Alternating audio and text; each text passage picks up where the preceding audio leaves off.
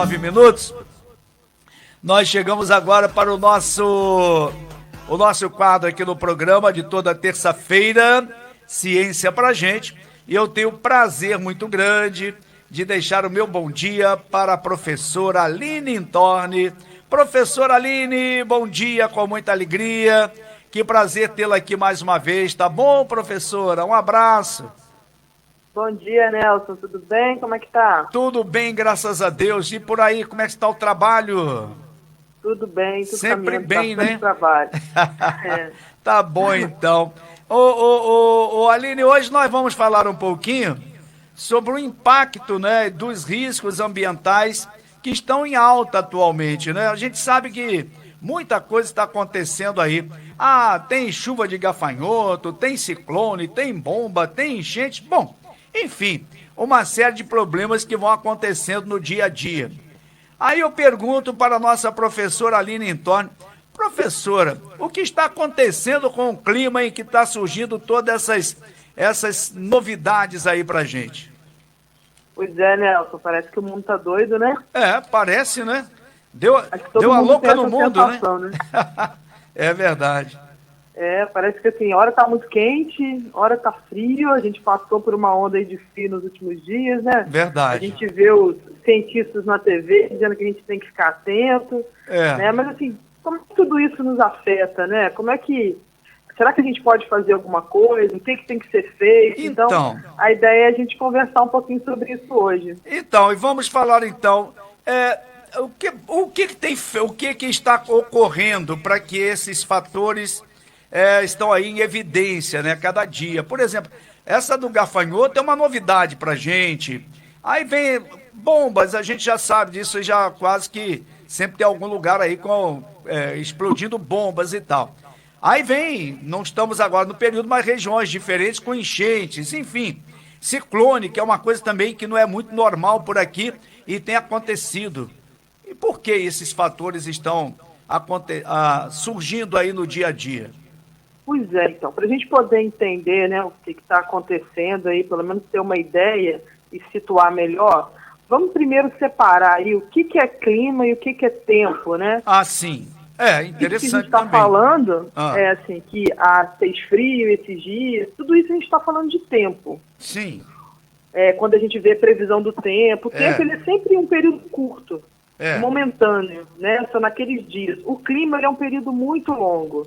Sim. Ele vai olhar aí todas as condições atmosféricas de uma região, a umidade, temperatura do ar, pluviosidade, né, que é a chuva. Certo. E esses estudos, né, que vão definir o clima, eles acontecem pelo menos durante 30 anos.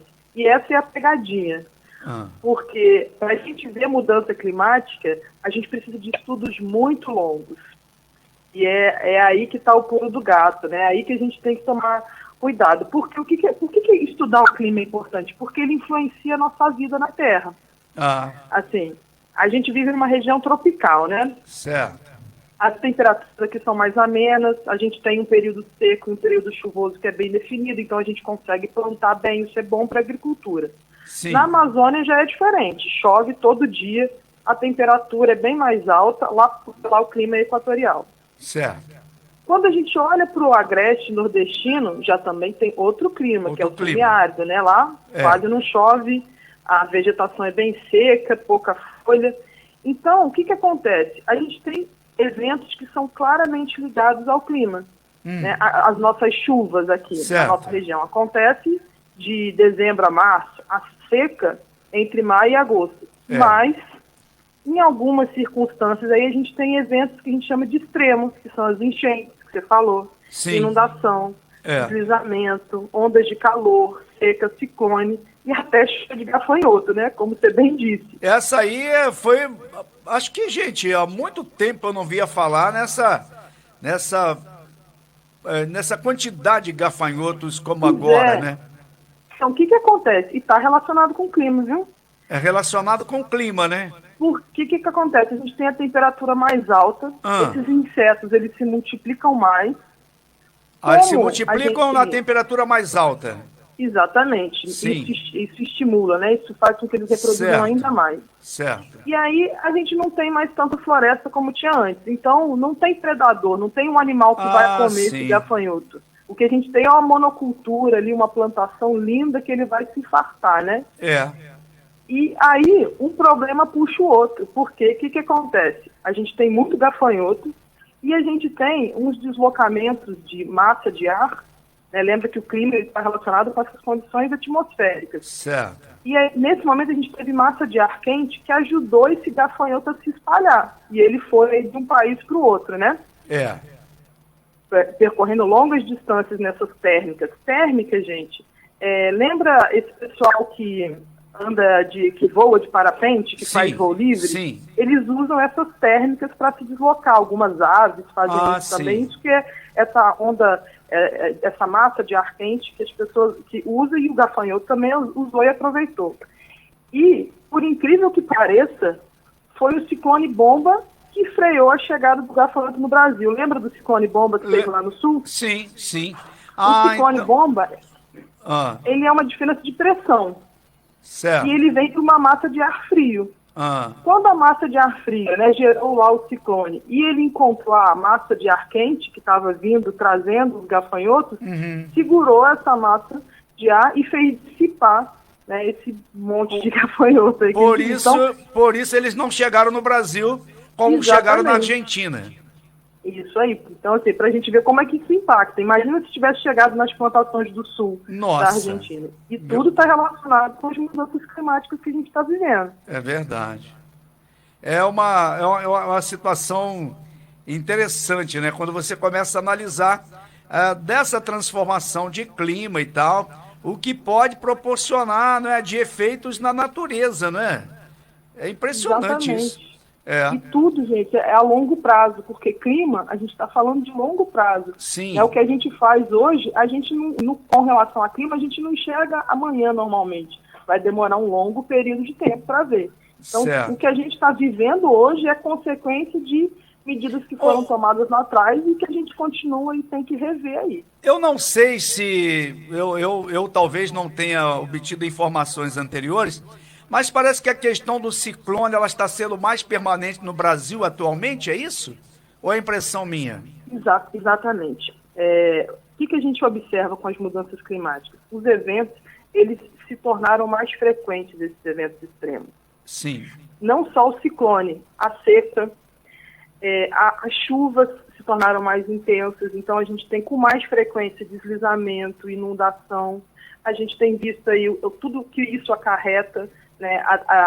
Por exemplo, o mosquito da dengue, né? Ele está relacionado com água, porque ele se reproduz na água. Então, a gente tem inundação, consequentemente, tem mais problema com dengue. Então, assim, tudo isso, todas essas questões climáticas, o problema é exatamente esse, que eles têm se tornado mais frequentes. Nos últimos anos, eu tinha pego esse número aqui para passar para você. O que aconteceu? Foi feito um estudo pegando aí desde 1980 até 2019, e as cidades que eram afetadas por esses eventos extremos, elas duplicaram no Brasil. Antes, só metade das cidades brasileiras, em torno de 50%, que tinham problemas relacionados com o clima. Hoje já está cerca de 80%. Nossa! E esses eventos eles se tornaram muito mais frequentes. Nesse mesmo período que eu falei aí de 40 anos, sim. No início a gente tinha em torno de 5 mil eventos extremos acontecendo. Hoje já chegou a 33 mil. Nossa! E isso mostra que assim, esses eventos, só que os municípios eles só dobraram, mas dobraram já pegou quase todo mundo, né? Mas isso mostra que tem alguns municípios onde o problema se concentra. Assim, São Paulo a gente sempre vê com as inundações na TV. A região serrana do Rio também a gente sempre vê com os problemas do deslizamento. O Sul tem sido mais frequente agora com os problemas de ciclone, né? Santa Catarina, né? Também tem muitos problemas. Tudo isso está relacionado com o clima. A seca também, há um tempo atrás a gente tinha visto com o Rio Paraíba, que ele teve um longo período aí de seca, foi um dos problemas que mais cresceram, foi a questão da seca também. Falar em seca do Rio Paraíba, na atualidade, nós estamos com o Rio Paraíba num momento de nível muito baixo, mas também nós estamos num período realmente que não é um período de chuvas, né? Sim, sim, agora a gente está com esse período aí que é mais de seca, né? Agora é mais de seca, né? Agora, esse desequilíbrio, ele é provocado mais por que razão? O desmatamento é o fator principal nessa questão do desequilíbrio de clima, de tempo, isso, professora? O que acontece, né? Como eu dizia, assim, os eventos que a gente tem visto hoje, eles começaram a surgir no planeta, né, pelos estudos, a partir de 1850, que foi a Revolução Industrial. 1850. O que a Revolução Industrial fez? Foram as máquinas, né? A gente começou a usar o combustível para automatizar os nossos processos. Consequentemente, a gente usou muita energia e liberou muito carbono para a atmosfera. Isso que a gente fala que é a emissão de CO2. Né? O carbono estava ali nas plantas, começou lá com carvão, depois a gente foi para o petróleo. Tudo isso ficava guardado no planeta. É como se a gente mudasse de compartimento. A gente pegou o petróleo que estava lá no subsolo e jogou ele para a atmosfera, porque a gente queimou ele na forma de gasolina, de diesel, de combustível para as indústrias. Então, o que acontece? Quando esse carbono está na atmosfera, eu tenho ali um acúmulo de gases e isso faz com que o planeta ele vai aumentando a temperatura aos pouquinhos. Certo. E o que isso representa? Isso é o que todos os estudos têm mostrado, tá? Isso é um consenso na comunidade científica. O que isso acarreta? Assim, a gente tem uma estimativa de aumento aí de 1 a 2 graus, e isso vai, por exemplo, no caso dos oceanos, aumentar em 10 centímetros os oceanos. Porque vai descongelar as geleiras. E esse 10 centímetros é muita coisa, né, professora? É muita coisa, porque várias ilhas vão desaparecer. Quem conhece ali Macaé, por exemplo, o mar está coladinho na rua. Se a gente aumenta 10 centímetros ali, isso pode nos impactar muito. E os efeitos são inúmeros. Né? Esse é um exemplo, né? O gafanhoto é outro exemplo. São inúmeras as situações. Tudo isso é agravado por essa questão do aquecimento global. Que loucura, né? Agora... a gente tem visto a seca, por exemplo, agora no Pantanal também, né? Então, que é uma coisa nova, né? É uma área alagada, é uma das maiores áreas alagadas do mundo.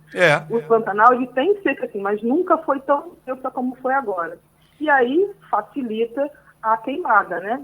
É verdade. Se eu queimo, eu jogo mais carbono para a atmosfera. Daí a história do desmatamento está relacionada com isso também. É madeira, é folha, é planta, e eu estou jogando mais carbono para a atmosfera.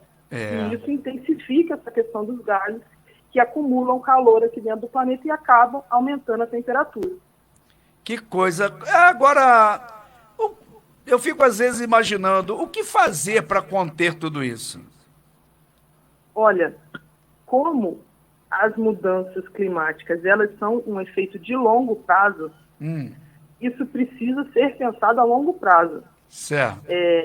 Dificilmente a gente vai ver mudanças imediatas. Então, a única maneira de fazer isso é de forma organizada, com toda a sociedade trabalhando junto. Todo mundo já deve ter ouvido falar, às vezes não entende tão bem, sabe aquele fórum de Davos que acontece todo ano? Sim. Então, ele é o Fórum Econômico Mundial. Esse Fórum Econômico, ele produz um relatório todo ano. Né? Nesse fórum, a gente tem especialistas do mundo todo, tomadores de decisão, né? São presidentes que participam, pesquisadores. O que eles estão preocupados ali? O que eles estão olhando? Eles estão olhando os riscos que podem afetar a sociedade. Por isso que eles geram um relatório global de riscos. Certo. E nos últimos 15 anos, os riscos que mais têm aumentado são aqueles relacionados com desastres ambientais. E é muito fácil a gente enxergar isso. A gente está no meio de uma pandemia. Esse aí a gente percebe, né? Que vai a cada ano que passa, vai acontecendo... Vai agravando. Mais o agravamento. E tudo isso é consequência das nossas atitudes, né? Tem até um pesquisador que criou um termo que a gente vive em uma sociedade de risco. Porque a gente cria os riscos contra nós mesmos, né? E a gente tem que procurar maneiras de se organizar e pensar em conjunto. Então... Você pergunta para mim o que a gente pode fazer. A gente pode entender o que está acontecendo, e se planejar para o futuro, porque os impactos do clima, o que está acontecendo hoje começou em 1850, né, há mais de 160 anos atrás. Se for pensar direitinho, nós temos que preparar tudo para uma nova geração, né? Exato. Lembra aquela menininha que vive aparecendo aí no jornal, é Greta, se não me engano o nome dela? Sim, sim. Que fala sobre as causas ambientais. Verdade. Ela está certa, porque se nos impacta hoje, vai impactar ainda mais quando ela for adulta. Os problemas que a gente está vendo hoje vão ser ainda mais intensos para gerações futuras. Tem que fazer então, isso retroceder, né? Isso aí. O que a gente tem que fazer é entender o que está acontecendo e cobrar que os nossos governantes se juntem a essas causas. Por quê? Isso nos afeta muito. A gente falou a questão das doenças que podem nos prejudicar, como a dengue, que é muito claro para a gente, quando acontece uma enchente, uma inundação, mas a gente tem perdas materiais, pessoas perdem casa, pessoas perdem a vida. Agora tem... aumenta... Oi, pode falar. Não, pode terminar que eu faço a pergunta depois. Não, se aumenta o nível do oceano, gente, as plantações, a gente vai perder a área agrícola, então isso afeta a questão da produção de alimentos, as pessoas têm que se deslocar por causa disso. A gente já viu isso no Brasil, né? As pessoas se deslocando do Nordeste para o Sudeste, porque lá é muito seco. Então, assim, é uma bola de neve. A gente tem que buscar políticas públicas melhores. Então, quando se fala da política pública, é que é complicado, porque a gente não vê muita, pelo menos aqui, para mim, eu não percebo um trabalho muito efetivo das autoridades constituídas do Brasil, dos governantes, em trabalharem nesta área com mais seriedade, na área do meio ambiente, principalmente, para conter todas esses problemas que a gente tem no dia a dia. Parece que há uma omissão, falta de um interesse maior daqueles que governam tanto o município, o estado, a nação. É assim, professora? Eu tenho para mim, Nelson, que a gente precisa se informar mais, porque, querendo ou não, os governantes eles são um reflexo da nossa sociedade. Sim. Né? A gente vive numa democracia, a gente que elegeu as pessoas. Né? E por isso que a gente tem que estar aqui explicando, porque as pessoas não sabem muitas vezes, né? Se esse negócio de aquecimento global, esse aumento de temperatura, como que isso me afeta? Isso. Afeta sim. Às vezes você acha que não, né? Você vê falar, mas superficialmente. Você não sabe tecnicamente o que isso vai acarretar para você na sua vida do dia a dia, né? Isso, e assim, tem atitudes simples, né? Que a gente deve rever. Por exemplo, se eu estou queimando meu lixo, né, no meu sítio, eu estou prejudicando, é um problema também. Certo. Porque eu também estou emitindo carbono quando eu estou fazendo isso. Eu estou emitindo gases para a atmosfera. Tem outras maneiras para lidar com esse lixo. Então, o que falta, então, e a gente percebe isso, é a informação para que você possa conscientizar as pessoas dos danos que ele está causando. Eu falo isso até, rapidinho, que está quase na hora de a gente encerrar o assunto, o papo, porque está chegando a hora do jornal, é o seguinte, eu lembro muito bem, no meu tempo de colégio, ninguém falava na questão de cuidar do lixo, de botar o lixo em determinados lugares, então a gente pegava, jogava tudo em qualquer lugar. Hoje não, hoje a gente já tem uma consciência maior, apesar da idade aprendemos isso, e os alunos, as crianças já têm esse hábito. Então você tem que adquirir, trabalhar nessa conscientização, né? Isso aí, a gente, né, tanto a criança, é bom que a criança, ela pega tudo que está em volta e melhora, né, ela cobra que o pai faça igual, mas a gente, enquanto adulto, né, a gente tem que entender que a gente está aprendendo a vida toda, né? Então, continuar antenado com tudo que está acontecendo, atento, e é preciso, né? Eu tenho um convite para fazer para vocês nesse sentido também. Qual é? Aproveitando aí, né, essa proposta de conhecer mais, na próxima semana, nos dias 8, 9 e 10 de setembro, a gente vai ter o Brinde à Ciência, que é o maior festival de ciência do mundo, e a gente está participando. Ah, é? Isso, é só entrar lá nas nossas redes lá do Ciência pra gente, que vai ter todas as informações. Tem escolas aí de São Fidélis que vão participar, de Campos, de Volta Redonda, de Itaperuna. Não é só para a escola, é para o público adulto também. Mas vai ter toda uma programação especial por conta da pandemia. Vai ser tudo online, é um evento gratuito. Informe e participa, porque para isso. Tá 8, 9, 10? 8, 9, 10. É para entrar no Ciência Pra Gente? Isso, vai estar tudo explicado lá. No Ciência Pra Gente. É só acessar o site, não é? Isso. E aí a gente vai ter toda essa informação, então. Vai ter os horários, vai ter quando que vão acontecer as atividades, tem contação de história para criança, tem palestra para adulto, para adolescente, tem tudo lá. Que legal. Vai ser bom. Tá certo. Professora, muito obrigado. Chegamos ao final do nosso bate-papo, sempre muito informativo, muito bom, esclarecedor também. Marcamos o encontro para a próxima terça-feira, né, professora? Grande abraço e um bom dia com muita alegria. Bom dia, Nelson. Deixa eu só pegar mais um minutinho seu. Pode, pega aí. 30 segundos? Sim. É só porque eu precisava fazer uma correção. Fala. A gente se empolgou aqui e me escapou. É porque teve uma ouvinte que entrou em contato com a gente, né? Uma ouvinte da rádio, lá de Macaé. De Macaé. Isso. E ela perguntou sobre o que a gente conversou semana passada de radioatividade. Sim. Ela fez uma pergunta, coisa rápida, eu vou responder só porque vale a correção. Ela perguntou como é que ficava a datação das múmias, dos dinossauros, porque também usa carbono 14. Né? Se o carbono 14 ele teve aí depois das explosões, como é que pode, assim, né? O dinossauro, múmia tão antigo, como é que pode ser datado? O que acontece? O carbono 14, gente, ele foi muito produzido após a explosão das bombas, mas ele já está presente na atmosfera em quantidades menores, né, por conta da radiação solar, que incide sobre o nitrogênio e produz aí carbono 14. Certo. Então ela tem razão, o comentário dela estava certo, a gente agradece, mas fica aí para os nossos ouvintes esse toque, tá bom? Tá bom, muito obrigado, viu? Muito obrigado. Tá? Um abraço. Até terça-feira. Voltaremos aqui com Ciência Pra Gente aqui no nosso programa. Agora são 10